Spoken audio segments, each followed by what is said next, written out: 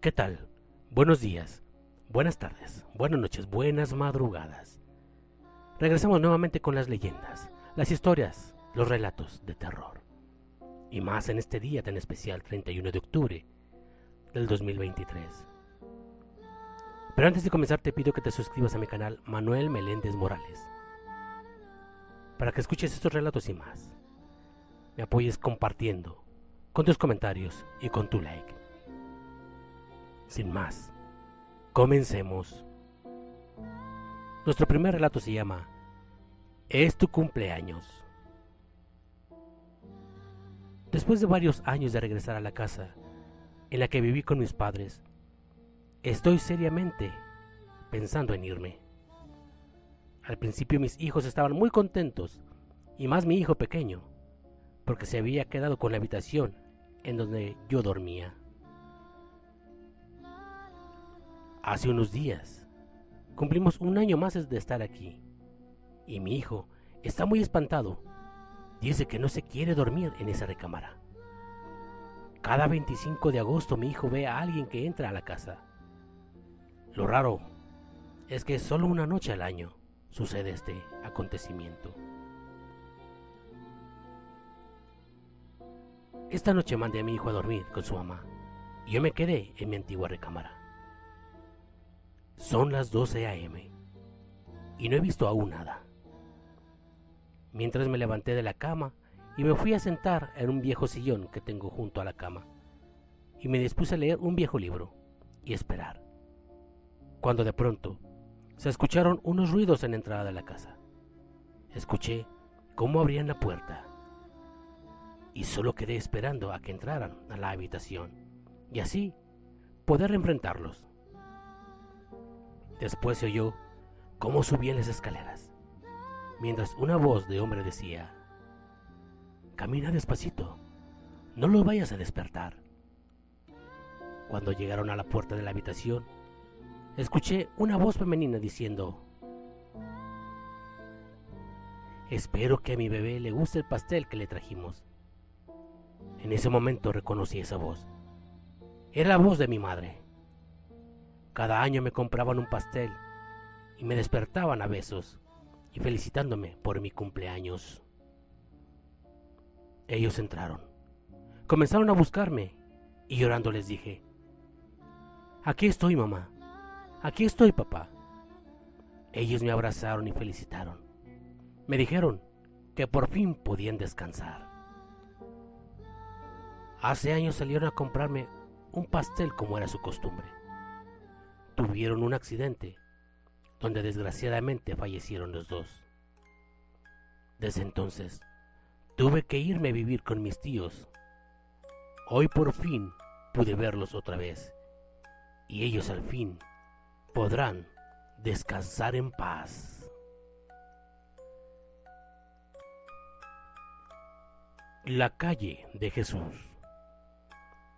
Fue voluntad del conquistador Hernán Cortés que fundara un hospital en el sitio donde tuvo su primer contacto con el señor de México de Tenochtitlán, el señor Moctezuma Xocotzin. Además, su último deseo fue que sus restos reposaran en ese sitio cuando llegara el momento de su muerte. Por una serie de juicios en los que se vio envuelto don Hernán, lo sorprendió la muerte en España, cerca de la ciudad de Sevilla, y su cuerpo fue sepultado en el monasterio de San Isidro del Campo, en la cripta de su mejor amigo. Años más tarde, en cumplimiento de su última voluntad, fueron trasladados sus restos a la Ciudad de México y se colocaron en el edificio donde se ubicaba el Hospital de Jesús. Ese día el virrey de la Nueva España, el conde de Revillagigedo, ordenó que se erigiera un gran monumento en su honor dentro de la iglesia del mismo hospital. Este consistió en un obelisco de mármol dorado con el busto y las armas de Cortés. En el año de 1823 se demolió el mausoleo y los restos del conquistador se ocultaron debido a las agitaciones políticas de la época.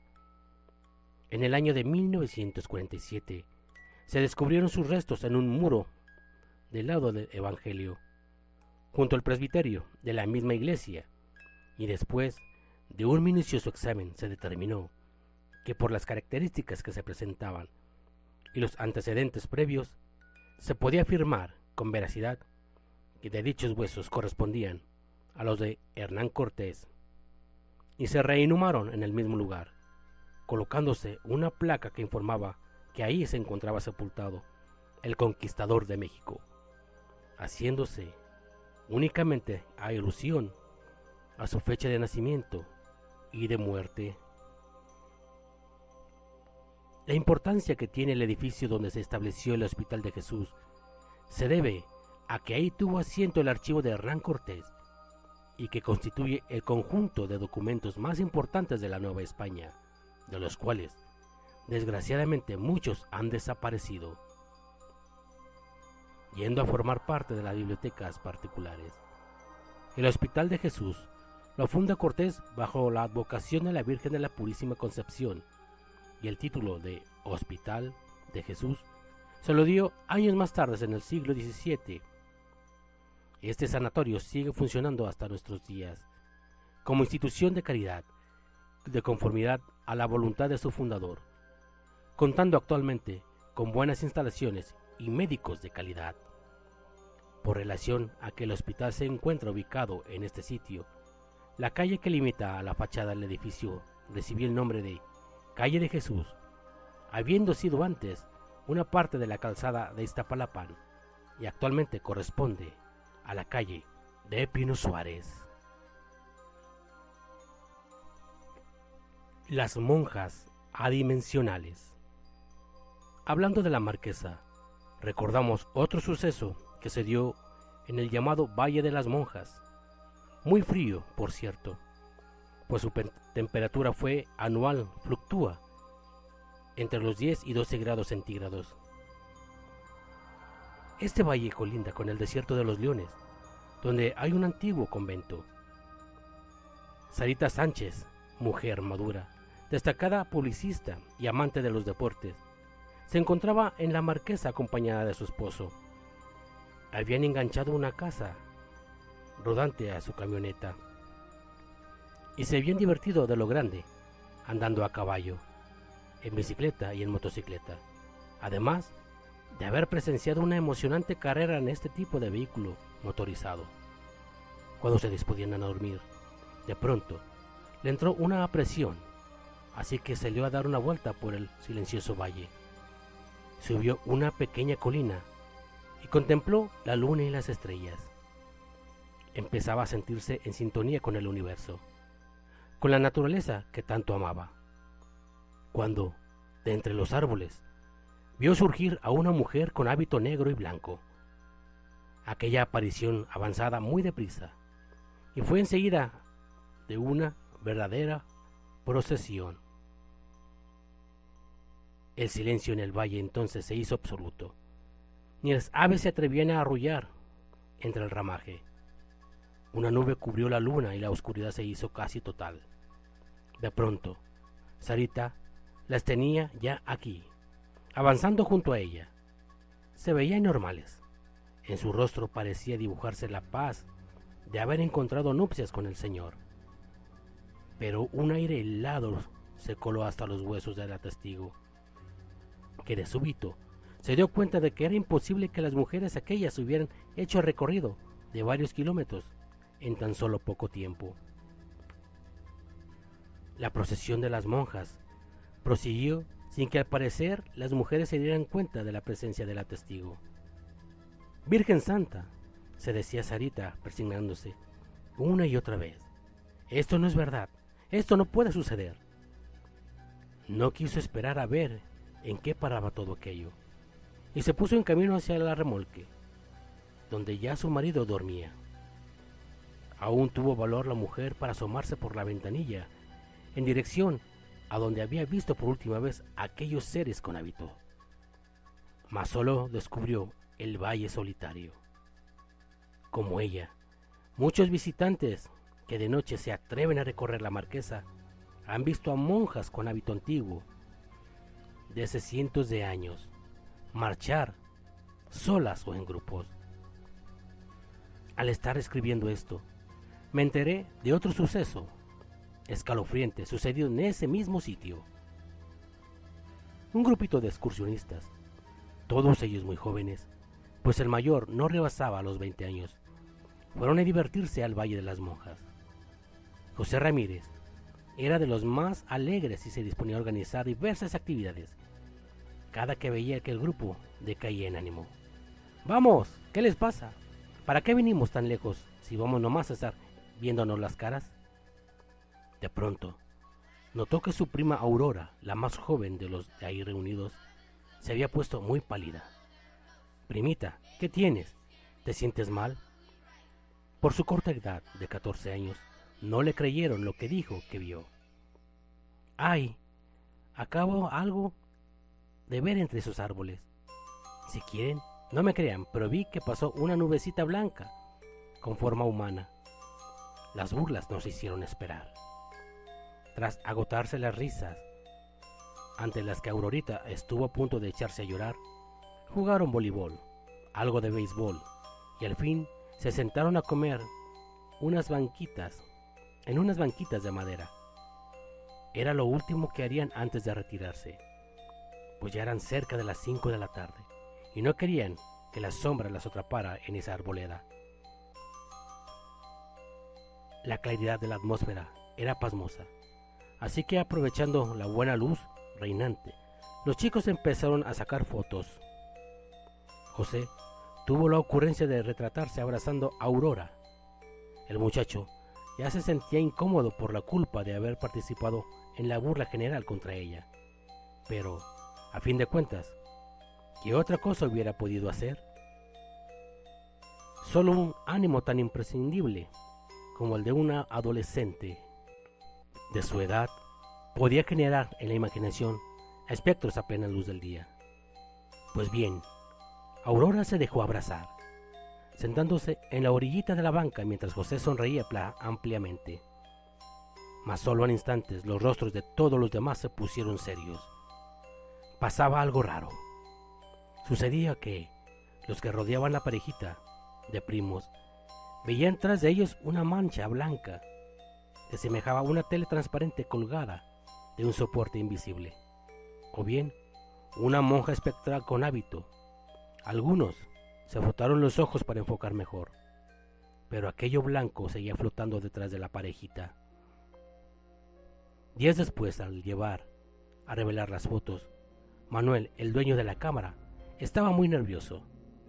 Era el más angustiado por lo que se hubiera podido captar en su cámara, debido a que, a diferencia de los demás, creyó percibir, además de la cosa blanca, dos como manchas a la altura de donde estarían los ojos en una persona. Pero lo peor de todo es que en esos ojos había una expresión de maldad diabólica. En cuanto recibió las fotos, el muchacho se puso a revisarlas, hasta que se encontró las dos que tomó José y Aurora. En la primera, los chicos apenas estaban preparándose para la foto y no se veía nada extraño, en tanto que, en la segunda toma, ahí estaba ese ser, esa monja demoníaca, y contra lo que quiso suponer el muchacho, los ojos de aquel espectro no se podían confundir con hojas de los árboles o cualquier otro objeto de los alrededores. Al enseñarle la foto escalofriante a quienes habían ido a la excursión, consiguió ponerlos serios a todos, pero sobre todo preocupó a José y a Aurora. ¿Traería alguna consecuencia aquel ser que se hubiera posado atrás de ellos? ¿No los perseguiría o les haría maldades en las noches?